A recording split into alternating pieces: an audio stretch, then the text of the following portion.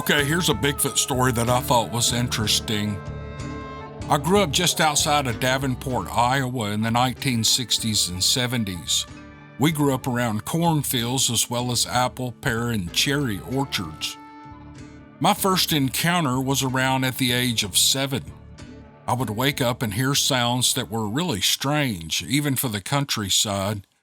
We had a German Shepherd who stayed outside and would usually not make noise at night unless there was something moving around. But one night he was barking his head off. I decided to get out of bed to see what was causing him to make so much noise. I had walked to our back door when I suddenly stopped in the living room. There was a hairy face in the window watching me. Unfortunately, it wasn't the only time I saw it. It happened several times in my youth. As I got a bit older, some of the other girls and I would walk up to the cornfield just before dark. We were rather daring as young girls playing at night. On one of our walks, we started to hear something growling. We knew it wasn't a dog because the farmer lived quite a ways from the field. There weren't many boys who lived by us, so we didn't think it was one of them either.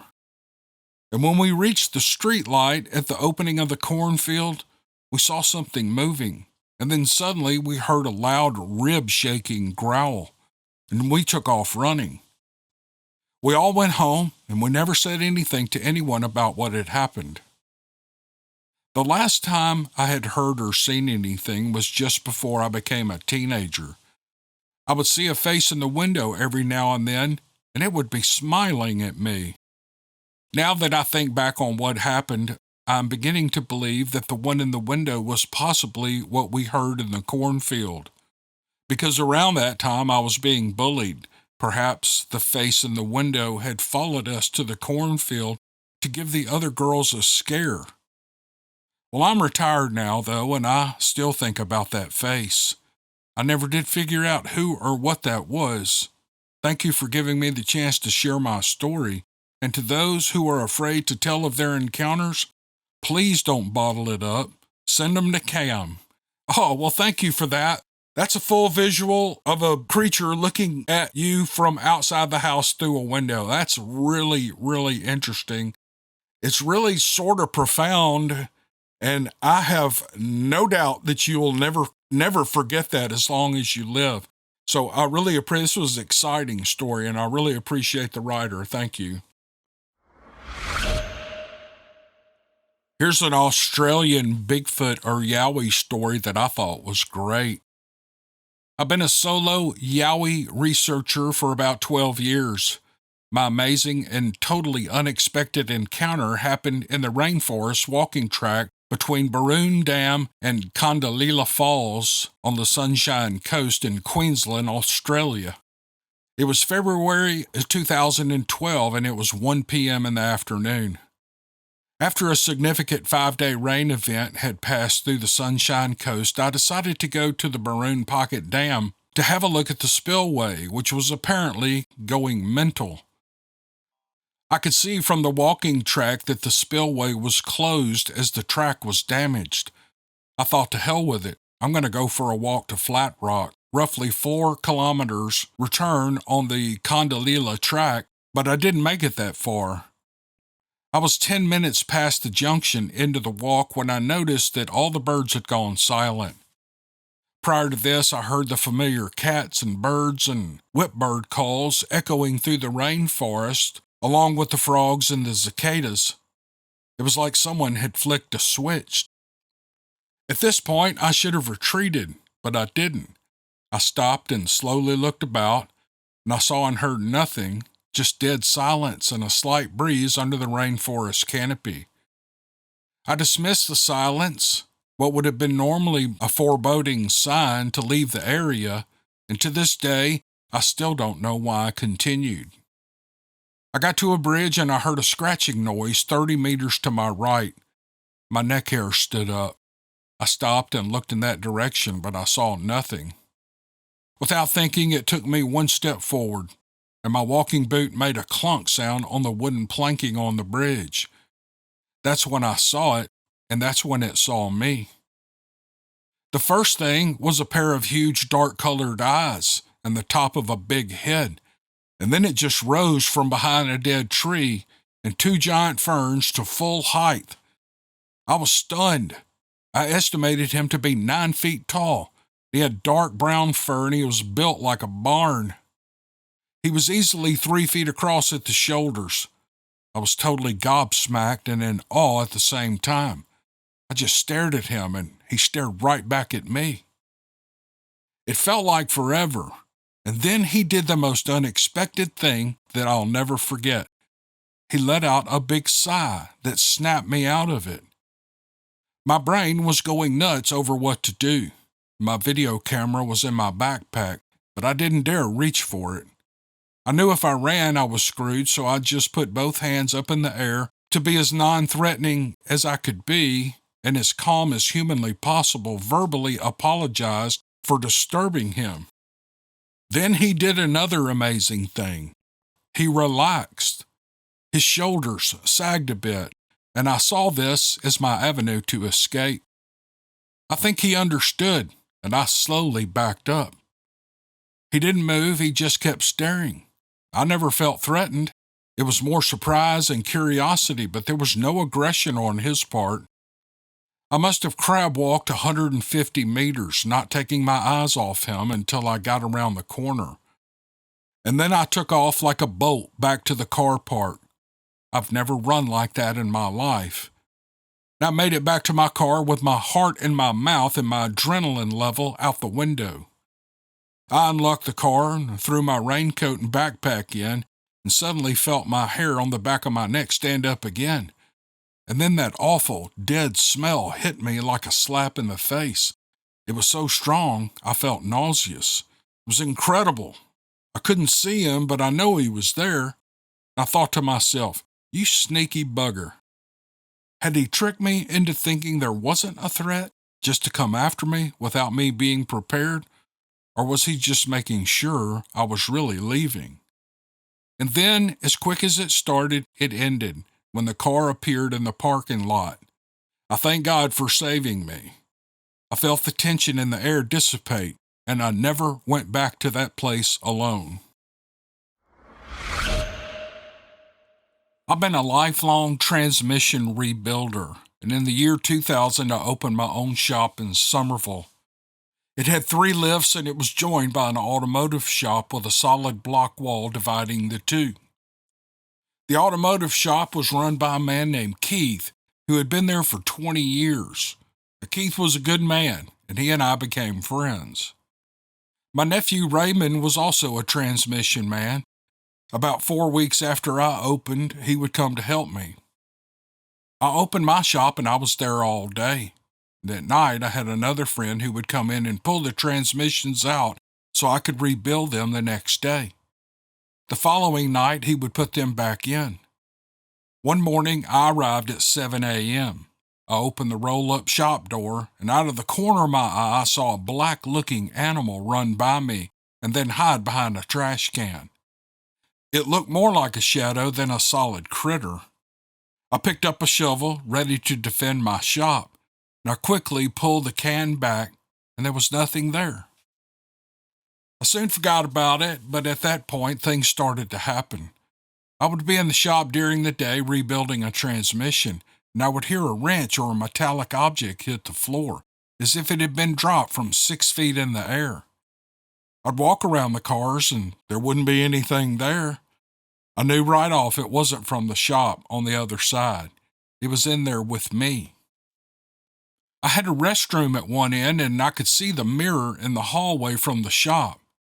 Around the corner from it was a toilet, and sometimes when I would go to relieve myself, I would smell a woman's perfume, and sometimes I would smell pipe tobacco. Sometimes I would hear a loud bang on the side of the building. I would walk out and look, but nothing would ever be there. One night, my friend Benne was putting a transmission in for me. Around 8 p.m., he called me and he told me that I needed to come in. I asked him why, and he said the lift wouldn't come down and the car was stuck up in the air. I hung up and I started putting my shoes on when he called back, and he said the lift had come down on its own and he was leaving. The next day, Keith came over and laughed. He said he was up there working late when Benne came over to his shop, scared to death. I asked him why, and Keith told Benne that he had seen Henry. I asked who that was, and Keith informed me that it was the ghost that lived in the building. Henry was the name his wife gave him. I asked Keith if he had seen strange things too, and he said strange stuff had happened all the time for the past 20 years.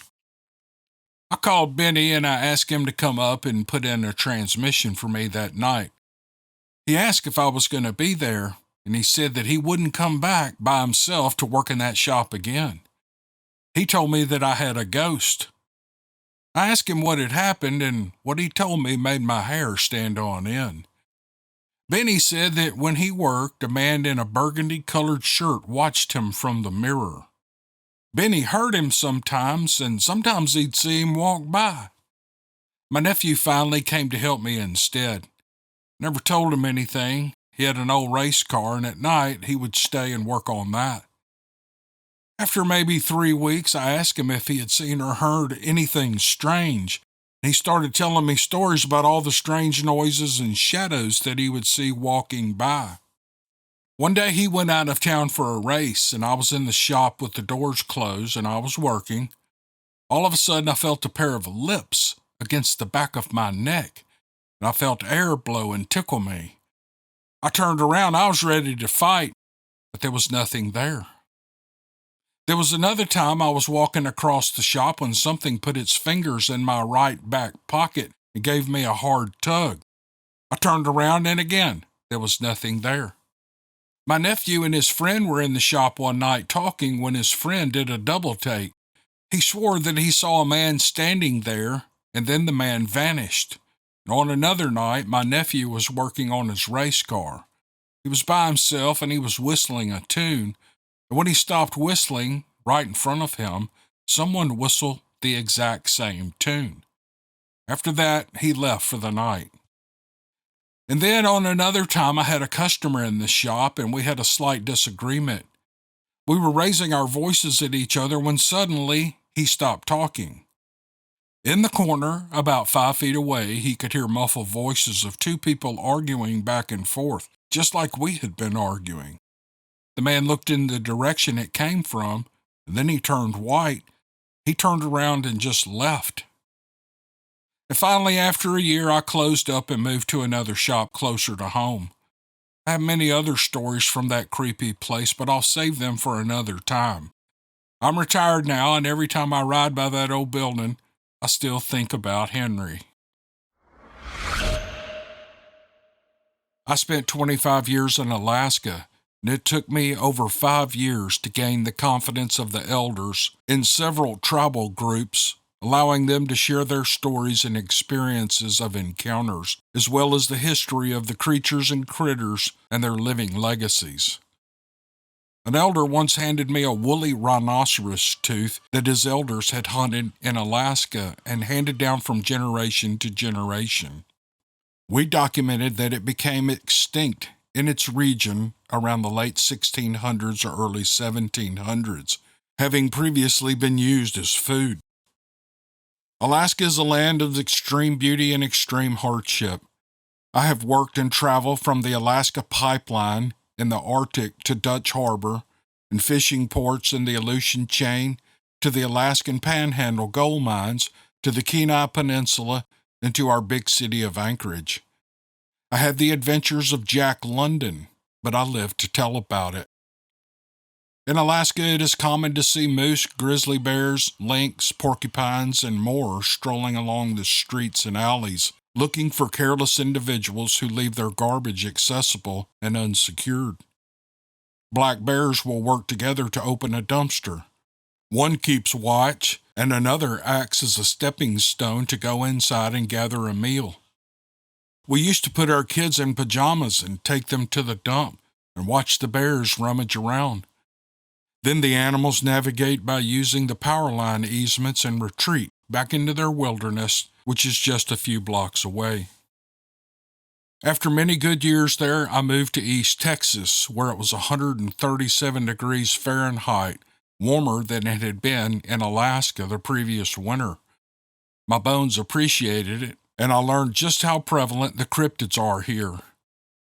I used to think it was just the wild dogs in the countryside running about, but I learned there is so much more. They are out there, cryptids lurking in the shadows, nestled in their dens during the day, but at night watching and waiting and sometimes making themselves reveal to people like me. I live in a suburb with a population of just under 100,000, yet I encountered what some stated as a dogman. If you travel east to Texas, your first observation is likely to be the lush greenery everywhere. It is gently spread out. You do not have big city landscapes with skylines blocking the views of the heavens. Rather, you have houses and small businesses with strips of green trees and plants lining the streets everywhere. It's not the wilderness of Alaska, but it is open, and it's beautiful country, and it's refreshing. You often hear dogs barking in certain areas, and then everything suddenly goes quiet, leaving you the sense that something is amiss. But most of us just turn over and go back to sleep, feeling that we are safe inside. Here, most areas are open, with single-story business office strips and homes. My doctor's appointment was at one such location, a traditional one-story, multi-building office complex. After my doctor's visit, my service dog and I went outside to wait for my ride. My dog is a smaller Jack Russell Terrier. She caught a scent and began pulling me along, which is unusual for her, and then she stopped. By then I had developed some vision loss and I could not see my surroundings clearly. I wondered what the issue was. She was trained to bark when someone approached, alerting me to visitors at the house or around me, but she did not bark or make a sound. I knelt down and I felt her shaking violently. She leaped into my arms and I held her shivering body. I suddenly heard nothing. It was too quiet, even for me, like when a heavy cloud passes in front of the sun and it blocks the light and casts the ground in shadows, except it was some sort of presence blocking out the sound. I didn't move or make sudden motions. I just held my dog and continued to breathe quietly and waited for the presence to move away. In Alaska, my dog's behavior usually indicated the presence of a moose nearby or a predator, such as a wolf, or once a black bear that slept in our tree. Up there, we lived next to the nature reserve where we were part of a game trail, so I breathed a cautious exhale of concern. What was it? Then my nose was assaulted. Now, what was that smell? I wondered if my dog had made a mess on me, but that wasn't it. And then suddenly the presence and the smell moved on. I heard birds chirping and even frogs croaking. If it weren't for my dog's behavior, I would have thought my hearing was experiencing a lapse. But as soon as the sounds came back, she jumped out of my arms and started sniffing a spot nearby. I have some vision loss, but even I could see the footprint in the soft earth next to me. I weigh over 250 pounds and my foot barely left a crease, while the one next to me left a deep print in the mud. It was long and narrow, ending with 3 long and distinct claw marks deeply imprinted in the mud. I wear a size 13 shoe, and I took a picture for comparison. It was longer and wider and heavier than mine. I'm not a hunter-gatherer, so I sent my pictures to experienced hunters and expedition hunters back in Alaska, and not one of them could identify what it was. Others in my area have shared their encounters with creatures here in East Texas, including run-ins with beasts that are 10 to 12 feet tall, and they aren't always friendly. From listening to various broadcasts, what I encountered was best described as a dogman. There's more to share, but only for those not faint of heart. Let me know and I'll tell you all the details. I'm a loyal subscriber to your channel. You read our stories without disputing or belittling the events and encounters that we share. I love your reading style too. It is basic and honest and good-natured and enthusiastic. This is great since the reason is not to create debate and endless supposed scientific criticisms and disputes, but to relate our stories and allow us to share experiences which challenge our perspectives and oftentimes leave us in bewilderment. And he goes on to tell me how much he likes the channel, and I really appreciate that. I thought for a minute this was going to be a full-on visual encounter with the Dogman because Rebecca had listed this as a Dogman story. Usually when I see Dogman stories, we don't get the anecdotal type stuff. We get full-blown visual sighting encounters. However, this story is interesting because for some reason, something stopped him and his dog in their tracks. And they look down and they see a track of some kind of a canine. I'm guessing it's a canine. I don't think he ever said what it was. He said what he thinks it is. But I thought the story was very interesting, and maybe the way it was written was what really pulled me in, and that can sometimes happen. You can read a story that's not really full of shoot 'em up type action, but it's written so well that it pulls you in to where you want to know what's going on. So I really like this story, so I appreciate the writer for sending it. Okay, as another short podcast, I'm doing these in the morning and trying to crank out as many as I can because I've been absent a lot the last few months and I want to try to catch up and get caught back up on this content. So I really appreciate you listening this far, and we'll see you guys on the next one. Thank you.